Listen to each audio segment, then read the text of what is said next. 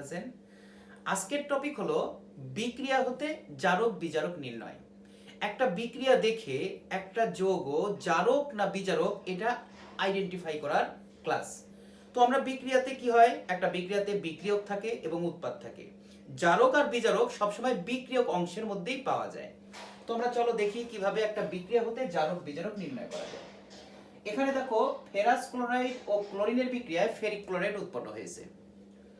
এখন প্রশ্ন হলো উপরের বিক্রিয়ায় জারক কোনটি। এখন আমরা গত পর্বে কিন্তু জারক বিজারক মানে নির্ণয় করা শিখিয়েছিলাম যে জারক কারা, অধাতু হতে হয়। যারা অধাতু হবে তারা জারক হবে। কারা হবে? ধাতুর আয়ন যারা, তারাও জারক হবে। আর কারা হবে? আর যারা হবে হলো যাদের উচ্চারণে ইক থাকে, এরা হবে হলো জারক। তো আমরা এখানে দেখো ফেরাস ক্লোরাইড আর আছে ক্লোরিন। এই দেখো ক্লোরিনটা কিন্তু দেখো অধাতু, আর যাদের মধ্যে অধাতু থাকে তারা কিন্তু জারক হয়। তাহলে এইখানে ক্লোরিনটা কিন্তু জারক। তাহলে আমরা কিন্তু বিক্রিয়া যদি নাও করি, এপার ওপার জারণ সংখ্যার কি পরিবর্তন হয়েছে কিনা এটাও যদি না দেখি, আমরা শুধু দেখো উচ্চারণের মাধ্যমেও কিন্তু এটা জানতে পারি যে ক্লোরিন একটা জারক। কেন? ক্লোরিনের মধ্যে দেখো সবগুলোই অধাতু, আর যদি কোনো মানে যৌগ হোক আর মৌল হোক অধাতুটা বেশি আসে তাহলে তারা হবে জারক। এখন আমরা যদি জারণ সংখ্যার পরিবর্তন দেখি একটু, ক্লোরিন শূন্য। আমরা কিন্তু এর আগেও শিখেছি যে যারা মুক্ত মৌল হয় তাদের জারণ সংখ্যা শূন্য হয়। এই পাশে এসে দেখো ক্লোরিন এখানে -1।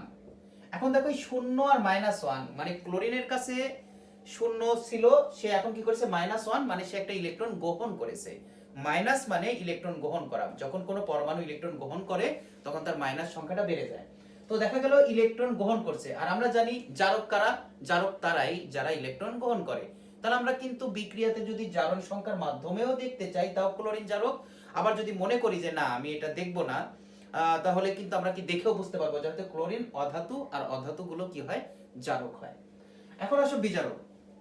বিজারক কারা এটা কিন্তু আমরা গত পর্বেও দেখিয়েছি, তারপরে বলছি যে বিজারক হলো তারা ধাতু হতে হবে, না হলে অধাতুর আয়ন হতে হবে, আর না হলে তাদের উচ্চারণে আস এই ওয়ার্ডটা থাকতে হবে। দেখো আমরা যদি উচ্চারণ করি ফেরাস ক্লোরাইড, দেখো উচ্চারণে আস চলে আসছে, এতে তার কোনো কথাই নাই, এটা একটা কি বলো, বিজারক। তাহলে ফেরাস ক্লোরাইড একটা বিজারক।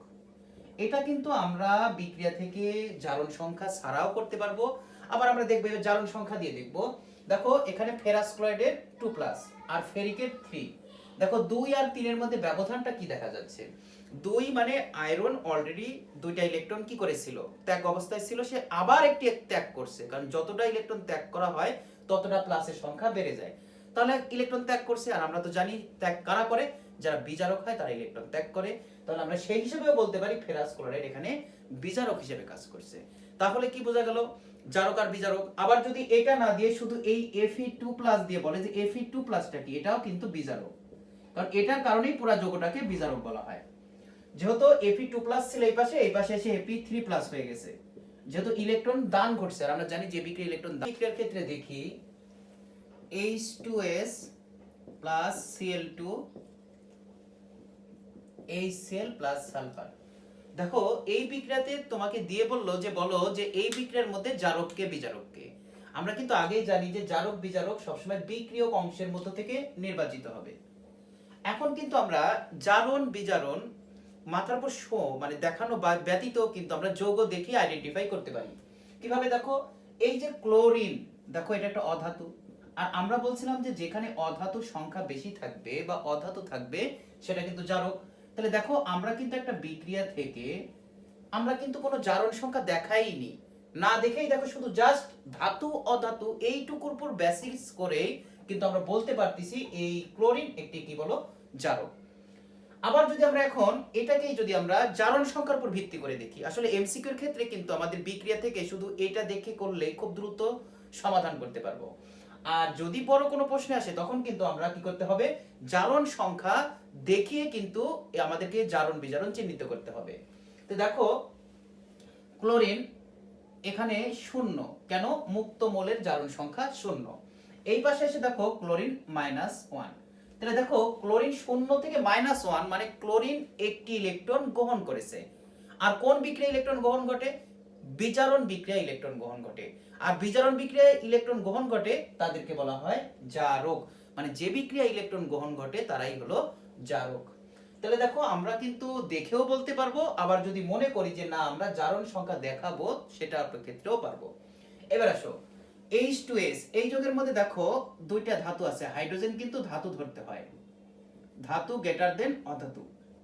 তাহলে দেখো যেই যৌগের মধ্যে ধাতু অধাতুর চেয়ে বেশি থাকে তাকে আমরা কি বলতে পারি, তাকে আমরা বলতে পারি বিজারক। তাহলে পরে H2S একটি বিজারক।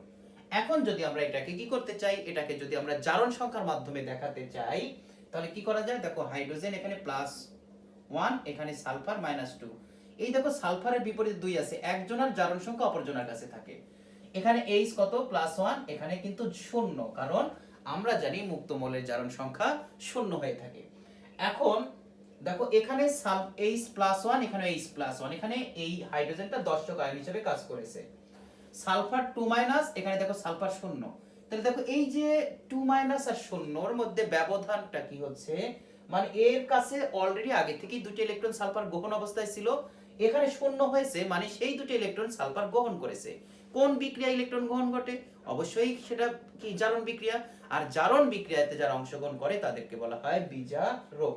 তাহলে দেখো আমরা প্রথমত কিন্তু এত কিছু না ভেবেই জাস্ট ধাতু অধাতু দেখে জারক বিজারক চিহ্নিত করে ফেলছি, কিন্তু যখন বড় কোনো প্রশ্নে আসবে বা সৃজনশীল আকারে আসবে তখন কিন্তু তোমাকে এই জারণ সংখ্যা দেখিয়ে বলতে হবে যে এটা জারক না বিজারক।